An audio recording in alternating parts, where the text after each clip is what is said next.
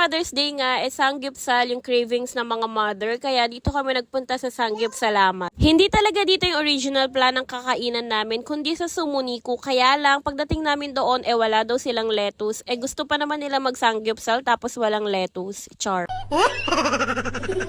Kaya ang ginawa namin, lumabas kami ng mall at nagpunta dito sa Sanggupsalamat sa may Remedios Malate. Kapag nagpunta ka nga dito sa Malate, tabi-tabi yung mga sanggupsalan. Pero dito na lang namin pinili sa Sanggupsalamat dahil nga may nabasa kami sa Facebook page nila na meron daw free kapag mother. Kaya lang, applicable lang pala yung free kapag yung may hotpot yung pipiliin nyo. Hindi naman namin bet mag-hotpot, kaya yung K-barbecue lang yung pinili namin. Nakakatuwa nga dito sa Sanggupsalamat, medyo high-tech na sila ha. QR code na yung gagamitin mo kapag magre-request ka ng mga meat, side dishes at kung ano-ano pa. Pero etong si Ven, hindi na nga mahintay yung mga ulam, kaya ayan, kinakain na niya yung kanin at gumagamit pa ng chopstick. Pinapakita niya pa nga na ang galing niya raw gumamit ng chopstick, oh.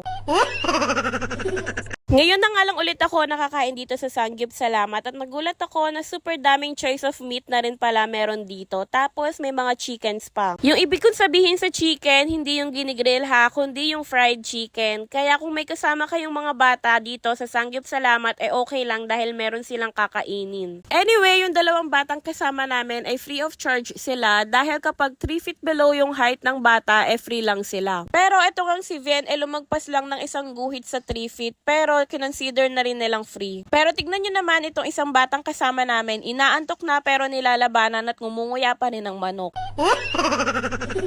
Dito pala sa Sanggupsalamat, charcoal yung ginagamit na pang-grill. Kaya less worry na rin compared sa mga electric or gas na ginagamit ng pang-grill sa ibang mga sanggupsalan. Ang tagal ko rin talagang nag-crave ng sanggupsal, kaya ito finally nakakain na. Kung hindi pa nag-Mother's Day, hindi pa makakakain ng sanggupsal.